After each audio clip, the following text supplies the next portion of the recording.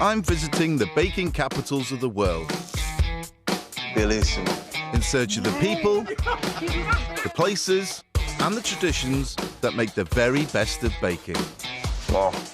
From the laid-back sunshine vibe of Miami to the European chic of Paris. Oh, superb.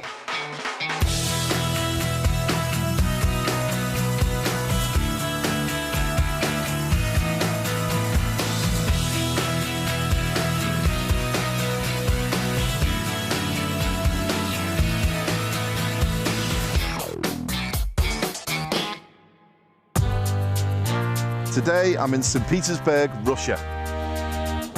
Do you like my new gaff? Nice. This time, I'm living the life of a czar. Wow, that is one of the prettiest things I have ever seen. Where the food is as rich as the culture. And this is gold leaf you're putting on. Amazing. I follow in the footsteps of the glitterati. Elton John, Tina Turner, Elizabeth Taylor. Wow, they've all stayed here, haven't they? I recreate St. Petersburg's baking heritage. That is 800 years of Russian bacon. It's stunning.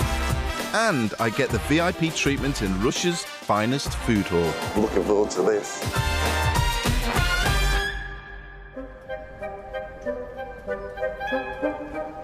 You see, I go to the ends of the earth just to find you good bacon. When they built the magnificent city of St. Petersburg, it was all about showing off Russian culture and sophistication to the rest of the world, with knobs on. Whatever the rest of Europe did, the Russians could do it bigger and better. And when it comes to baking, Russia's all about traditional pies, sugar-laden bakes, and rich rye breads. Great comfort food to keep you warm inside. And boy, do you need it. I kid you not. It must be about -12, -13, with the wind as well, probably -20. So I've got probably about 4 or 5 layers on the top, about 3 on the bottom, fur-lined boots. And to be honest, I'm still cold. It might be a bit on the chilly side, but this picture book city has so much to offer. And that is one hell of a view. Looks like a massive meringue. This is one of St. Petersburg's most iconic buildings. The Church of Our Saviour on Spilled Blood is so ornate, it took 24 years to complete. It's the only way to see the Church of the Spilt Blood, with snow hammering against it. It's beautiful. If I'm going to survive these temperatures, I'm going to have to do as the locals do. Money. What do you like to buy? Shopka. And get myself kitted out with a Russian Ushanka hat. Bit much. I like the little muffs. Isn't that brilliant? For my first taste of Russian flavors, I'm heading to St. Petersburg's most extravagant food hall. Kubets Eliseyev has been a firm favorite with the Russian elite since 1902. Wow. And the store's VIP attaché, Viktor Yavoronok, is going to show me what my rubles could buy me. Hello, Paul. How are you? Hello, I'm very good, thank you. What an amazing place this is. It has got that opulence. It's a bit like the food halls in London, but I think it's another step up. Maybe. Well, we're trying to keep it imperial, classy for a royal society and, you know, high society. Kubets Eliseyev hasn't always looked this glamorous. During the Soviet Union, it was state-owned, and you'd have struggled to get your hands on the luxury goods lining the shelves today. From the handmade confectionaries and the fine cheeses to luxury vodkas, it's all here for the taking, if you've got the money. Brilliant. But I've spied the ultimate extravagance. Run through some of these caviars. Which is a good caviar? All caviar is good, you know, good when you can buy it. That's true. Now, here, that's a sturgeon imperial, and that's the best one. Sturgeon caviar is the best. I want to try all of it, really. I could see I could sit down with some vodka and try a lot of caviar, if I'm brutally honest. Before I get too distracted, there's one more department I really must check out while I'm here. There's something that very close to my heart, some of the bread. This is the traditional bread. You cannot find anything more traditional, in breads in Russia. Okay, that's what I think of when I think of Russia. I think of that rye bread. You think of that heavy rye, almost the black rye. And that's exactly the stuff I'm talking about. So, can I try? Want to try? Yeah, please. Yeah, grab it. Thank you. That's a great looking loaf, isn't it? It's heavy, which is what a rye normally is. The Borodinsky is one of the most popular rye breads in Russia and was inspired by Russia's battle of Borodino, Wow. the deadliest day in the Napoleonic Wars. That is one of the most potent ryes I think I've ever eaten. It tastes, it's almost caraway, aniseed flavour, but heavy, dense. That is exceptional. A Russian rye in one of the best food halls in the world. Not a bad way to start my trip. But before I leave, Victor's got one last treat in store for me. I'm looking forward to this. The lavish surroundings of the store's grand dining room usually play host to Russia's high society.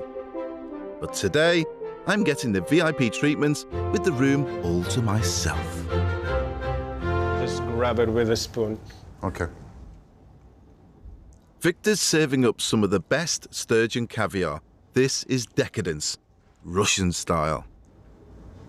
Oh, that is good. I see your eyes started to spark. Yeah. It melts in the mouth, though. It really does melt in the mouth. That's the first Russian caviar I've ever had in Russia. And that was delicious. That was very, very nice. And I believe we need some vodka right now. How do you say cheers in Russian? Будем здоровы. Is there an We'll easy be way? healthy, yeah. Budun starova. Yes, that's right. I'll take this one for the team. I could get used to this. I've seen where the glitterati shop. Now I'm off to see where they stay.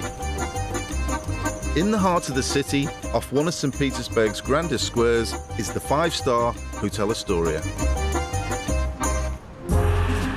Since it opened in 1912, it's welcomed some of the world's biggest names. But I'm not here to schmooze. I'm here to meet one of the brightest stars in Russian baking. Right, I'm on my way to see the executive pastry chef of this beautiful hotel, Yulia Ivanova. Now, she's apparently one of the best pastry chefs in St. Petersburg. So I'm here to check out what real Russian baking is all about. Yulia and her brigade are in the middle of preparing a traditional afternoon tea. Hi, Paul. Hello. The highlight of which is her speciality, a titan of Russian baking, the Medovik honey cake. This is a very traditional Russian cake called medovik or honey cake. Honey cake. Yeah, there is a nice history. It goes to beginning of 19th century, and our Queen Elizabeth, she didn't like honey at all. Somehow they had a new pastry chef, and he didn't know this detail, and he wanted to impress her, so he created a honey cake and presented to her, and she tried it, and she actually loved it, and that became her favorite cake. Wow. So since that, it's very common in Russia. The classic version of this cake consists of layered sponge, but Yulia's created a more refined version by ingeniously using a mix that is part biscuit, part sponge. The biscuit element is softened by the sweetened cream filling, and the whole thing is finished off with a flurry of decoration and a fittingly regal touch. This is gold leaf you're putting on. Yes, we love gold in Russia. So this is our honey cake. Would you like to try? I think I will do. Look at that. So that represents to me a building. There's the meringue again, which when you think of the Church of the Spilt Blood, there's the meringue. Then you have these beautiful little wafers, raspberry sitting on the top of that, and then pure gold sitting on top of that. Isn't that brilliant? I've got to try some. Do you mind if I tuck in? Feel free. Ah, it's nice. Oh, it's softer than I thought it would be. Yeah, it's very fat and sweet. Maybe It's a bit like me, though. You just described me, fat and sweet. That's actually with the fruit. That tartness coming from the fruit together with the whole thing is beautiful. I love the fact that Julia's put a twist on an old tradition, so it's more biscuit-like. It starts off being quite brittle, and then as the cream softens it, it becomes more like a sponge, but the texture of it is spot on. And she's producing magic in her kitchen. But Yulia's not the only star who's been resident at the Astoria. Madonna, Garry Kasparov, Rasputin, Elton John, Tina Turner, Elizabeth Taylor. Wow, they've all stayed here, haven't they? In her 30 years at the hotel, Lydia Luentuna has seen her fair share of movie stars and celebrities pass through the Astoria. It's such an eclectic mix of people. It's incredible. Vladimir Lenin. Wow, Lenin. In 1919, a certain Vladimir Lenin gave a speech from the balcony of the presidential suite. Thousands of supporters had gathered outside in the square to hear the leader of the Bolshevik Party make one of his many speeches that would lead to the creation of the Soviet Union. This is where Lenin gave his speech. I'm just going to go and have a quick look. That's a great view, isn't it? But the history attached to it is just incredible. I mean, Lenin was here talking to the people, giving his speech. Yeah, very poignant. Next, this old dog gets taught a neat new trick. A novel pastry ingredient guaranteed to knock his socks off. Vodka. Yes, Russian vodka. And that's an excuse to have one of these in a bakery. And I pay a visit to one of Russia's grandest of grand palaces. Wow, that is one of the prettiest things I have ever seen. I'm in St. Petersburg, the jewel in Russia's crown. There's an extravagance to life here, from the food to the architecture. And nothing is more extravagant than the Winter Palace, the most jaw-dropping building I think I've ever seen. It's just staggering. It makes Buckingham Palace, well, look like a 2 up, 2 down, really. Would like to pick up the electric bill, though. It must be massive.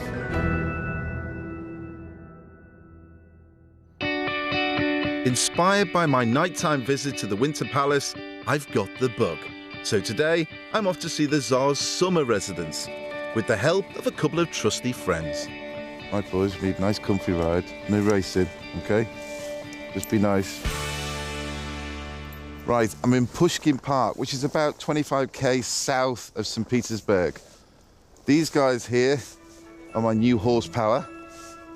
2 horsepower. Moshe and Buskin. I've heard that hidden away deep in this magical park, there's a little bakery that serves tasty Russian pastries. Now all I've got to do is find it. Just look at that scenery. It's a real magical place to be. It is a bit like a fairy tale. It doesn't feel real. And en route, we pass one of the most stunning buildings in Russia, Catherine the Great's bolt hole, her summer palace. Wow, that is one of the prettiest things I have ever seen. Catherine I was a lady with expensive tastes. 100 kilograms of real gold was used to decorate this Rococo palace, which was built to outdo even the excess and grandeur of Versailles.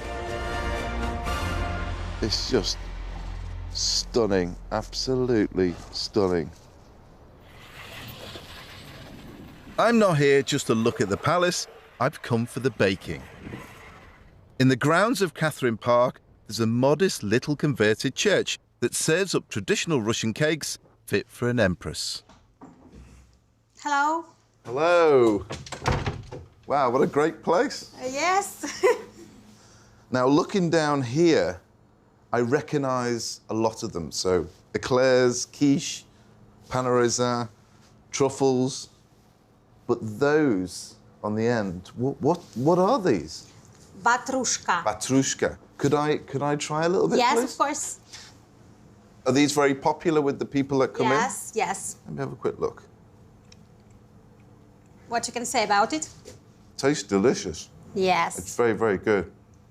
So in Britain, we make a bread roll and we put cream inside it. It's like an ice bun. And that tastes like an ice bun with curd cheese rather than cream. But actually, the curd cheese adds another element to it and it just tastes beautiful. This melts in the mouth. So when you were growing up, when you were a little girl, did your family make this? Yes, my grandmother, my mother do it. And me too. And you did? Yes. Little taste of Russia, right there. I'll finish this one now. It's delicious. So far, I've lived the high life, tasting my way through some of Russia's best sweet treats. But for my city bake, I'm coming back down to earth with a good, honest Russian pie. I'm headed to a place now that apparently makes the best pies in St. Petersburg. A subject that is very close to my heart and indeed my stomach. Stoller is a chain of 13 traditional bakeries and cafes with a well-earned reputation for producing finely crafted Russian pies.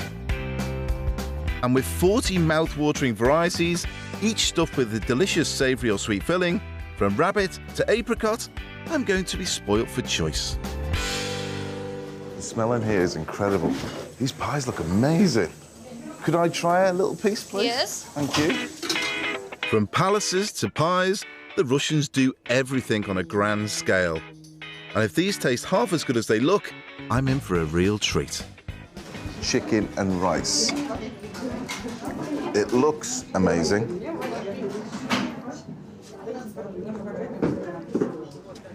Now you're talking. It tastes amazing. The pastry is to die for. But one thing that gets me, it's quite sweet. It's a bit like a brioche, but it looks like a bread, but it flakes like a puff pastry.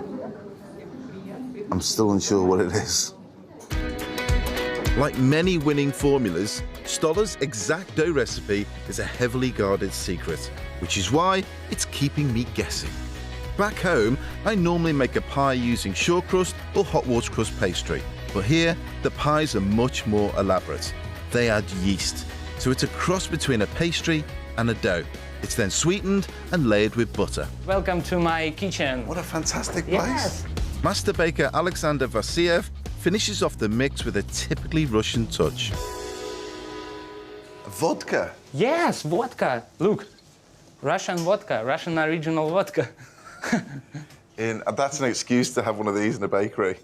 Oh yeah, we need loads of vodka. And we need a pool table, probably a dartboard too. Wow, that's incredible. I'm obviously not going to find out the exact dough mixture, but I would love to find out how they make their pies look so good. This is with mushroom, potatoes, and cheese. Wow. Yeah, Yeah, but these pieces here, how are you making these? just a handwork. So you're rolling it out and Yes, then cutting it with a only knife? handwork, only hand. Okay, Paul.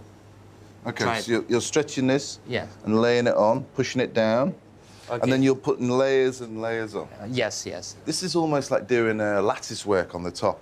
So it's really Russian ancient tradition that's Yes. been passed down. Yes, yes. It's a Russian soul in this pie, you know? Yes, I think you're right. The amount of work that's gone in there is so impressive. But that gives me an idea of... I love Alex's passion. I think the pies are fantastic, but I think it's my turn now, and I'm going to do a beef version. For today's city bake, I'm going to make a traditional closed oblong pie called a kulibak, and Alex is even letting me get my hands on some of his secret pastry dough. Thank you.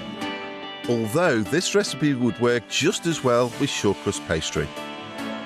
First, you'll need to gently roll out the dough until you have an oblong piece about 30 by 15 centimeters.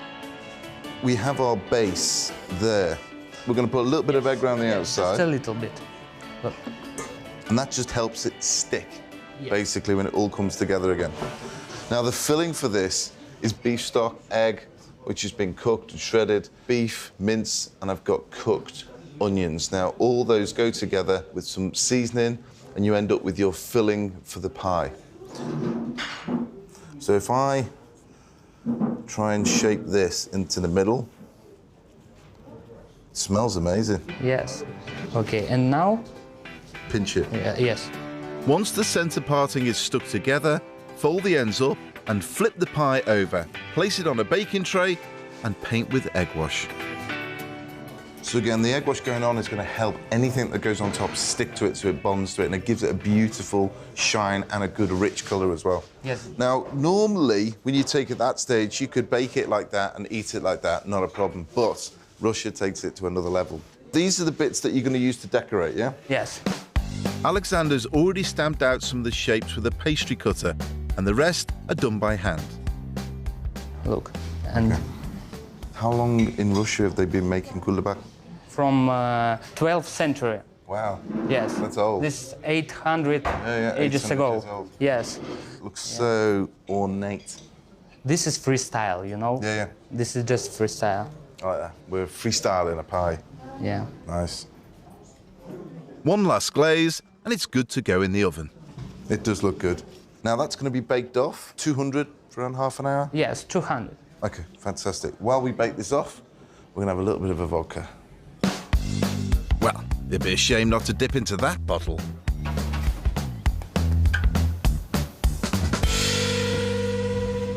That's it. Lovely. Looks great, doesn't it? I love the colour.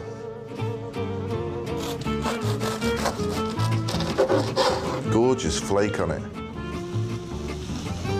Look at that.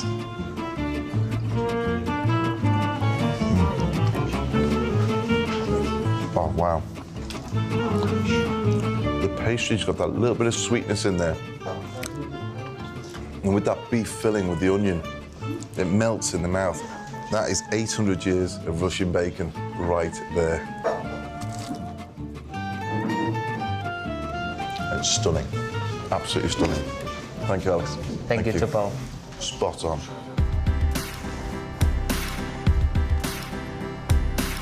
I've absolutely fallen in love with St. Petersburg. It's unbelievably beautiful, but the baking was fascinating. Modern baking in Russia is almost identical to the rest of Europe, but they still hold on to their own baking tradition. Kulabak being the ultimate. If I'd have known St. Petersburg was going to be this pretty, I would have come many, many years ago. This is a truly magical city.